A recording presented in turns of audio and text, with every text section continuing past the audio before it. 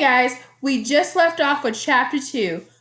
We made it into headquarters and we're about to find out some more about his new partner, Corey O'Malley. Corey O'Malley's been here for years. Cut his bill back when Pandini Sr. was running this town, back when you couldn't walk the streets in daylight, let alone at night. He even started out as a beat cop working under your grandfather. That sounds promising, Zingle thought.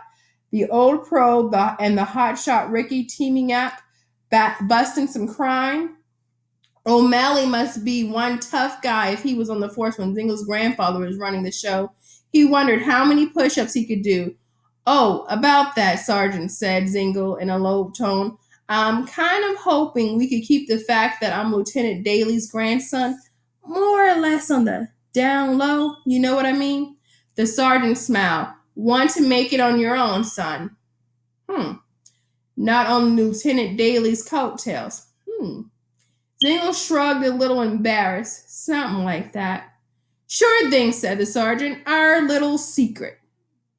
I know how you must feel. Those are some pretty big shoes to fill. He stood up. Let's go. I'll introduce you to O'Malley. He'll show you the ropes and it'll be good for him to work with some new blood. Zingle stood up so quickly he dropped his mug. Oops, he said as it clattered to the floor. Take your time, kid, said the sergeant. Zingle followed Polinsky, scanning the crowded room for the toughest looking guys on the force. I bet O'Malley is built like a brick wall. His neck is as solid as a tree trunk. Zingle's thought as he broke off from the main path and approached the desk. So there's him talking to the sergeant. He's about to get his new partner, O'Malley. Corey O'Malley, meet your new partner, Rick Zingle, said Polinsky. Oh no. Detective O'Malley swiveled in his chair and locked eyes with Zingle. Zingle couldn't help but stare at the huge hot chocolate stain that covered his new partner's shirt and tie. Zingle opened his bill, but no words came out. O'Malley stood up. Hello, Ricky, he said as he waddled over, offering his hand to shake.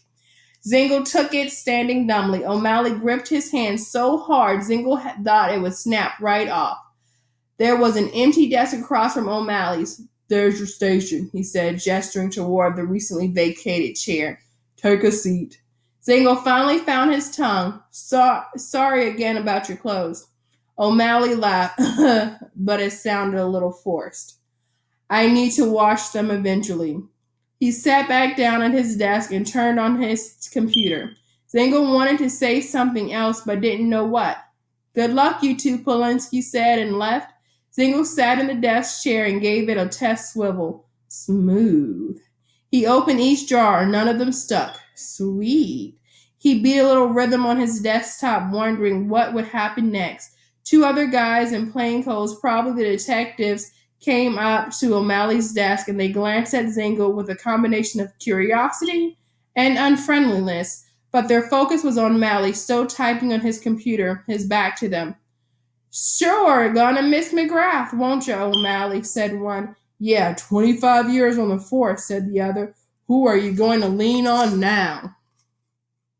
So you got these guys coming up and talking to him and introducing him to his new partner. Who you going to lean on now to keep your tail clean? O'Malley ignored them. I'm talking to you, O'Malley, said the first one again. O'Malley glanced over his shoulder, annoyed. Diaz, Lucini, shouldn't you guys be heading up some cleanup detail from the police horse parade? Listen, we all know who carried the weight with you two, sneered Diaz, even if it's you who's literally carrying more weight. These days, poked O'Malley. He poked O'Malley in the belly. Now there is a new number one detective partnership on the squad, said Lucini. Diaz and Lucini represent.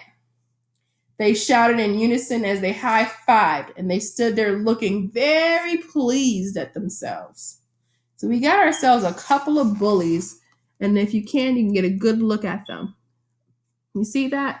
They're making fun of him. Just a couple of bullies.